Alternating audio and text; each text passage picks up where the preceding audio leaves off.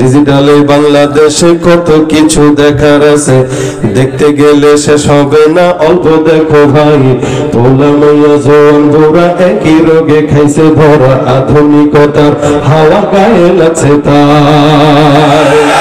যে যাই কিছু বলুক না কেন গায়ে লাগে না, আমরা কিন্তু চালাক জাতি, মোটে ভয় পাই না। আমগো দেশে কি ফেসবুক আছে, আমরা বলদ না। আমগো দেশে ফেসবুক আছে, আমরা বলদ না, ঠিক কি না? লাইক কমেন্ট আর শেয়ারের দামটা অনেক বেশি, যে যত লাইক পায় সে হয় তত সেলিব্রিটি। কেউ বা আবার লাইক কমেন্টের ভিক্ষার ঝুলি নিয়া মাছের ছবি দিয়া কইব আমিন লেখেন মিয়া, আছে না নাই? জোকার মিয়া ফলোয়ারের সুযোগ কইরা দিছে, আর ফ্রেন্ড লিস্টে না ঝুইলা থাকা চুপচাপ থাকবা বসে। কালা মাইয়া ধলা হইয়া প্রোফাইল দেয় ছবি, সেই ছবি দেখা যুবক গুলা হইতাছে আজ কবি। আসলে তো ফেক আইডি, সব মাইয়ার আইডি না, পোলায় পোলায় চলতাছে প্রেম নিজেও জানে না। এই সুবিধা ফেসবুক দিছে আর কেউ দেবে না। আমগো দেশে ফেসবুক আছে, আমগো দেশে ফেসবুক আছে।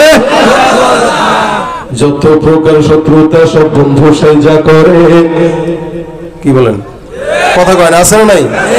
যত প্রকার শত্রুতা সব বন্ধু সাইজা করে, অন্যের ভালো দেখা শুধু হিংসা জুলা মরে। পড়ালেখা কর্মকাণ্ড সবকিছু বাদ দিয়া পিচ্ছি পোলায় চালায় ফেসবুক গভীর মন দিয়া। দুই বন্ধুর মাঝে যদি ঝগড়া বিবাদ হয়, সরাসরি না কইয়া সব ফেসবুকেতেই কয়। ফেসবুক এখন সংসদ আর হাইকোর্ট হইয়া গেছে, আর বকলম সব বলদ গুলাই বিচারপতি হইছে। যখন তখন মন গড়া রায় করে ঘোষণা। আমগো দেশে ফেসবুক আছে, আমরা বলদ না। আমগো দেশে ফেসবুক আছে, আমরা বলদ না, ঠিক কি না? এটারই রাষ্ট্র মনে করেন না। পড়ালেখা না করে যেগুলো ফেসবুকে 24 ঘন্টা পড়ে থাকে, এদের মতো জাহেল শয়তান আর দুনিয়া থেকে হইতে পারে না। আগে সময় পেলে বই পড়তো, আর এখন সময় পাইলে ফেসবুকে পড়ে থাকে, কি বলেন ঠিক না? কি দরকার ফেসবুকে লেখার? ফায়দাটা কি হয়? শুধুমাত্র পরিবেশ নষ্ট হয়। এই দলে দলে কোন দল মারামারি, হিংসা, প্রতিহিংসা ছড়ানোর সবচেয়ে বড় মাধ্যম হলো ফেসবুক। প্রত্যেকটা জিনিসের ভালো মন্দ দিক থাকে, আপনি ভালোটা কেন করেন না, খারাপটা কেন করেন? দেখ, আমার কথা ওইটা না, কথা হইলো মারামারি লাগার। এখন আর কোনো ইস্যু লাগে না, ছোট্ট থেকে ছোট্ট ইস্যুতেই ঝগড়া। আমরা যতই খুন করি, 99টা খুনের অধিকারী মনে হয় না আমার কেউ এখানে আছে, আল্লাহ মাফ করুক।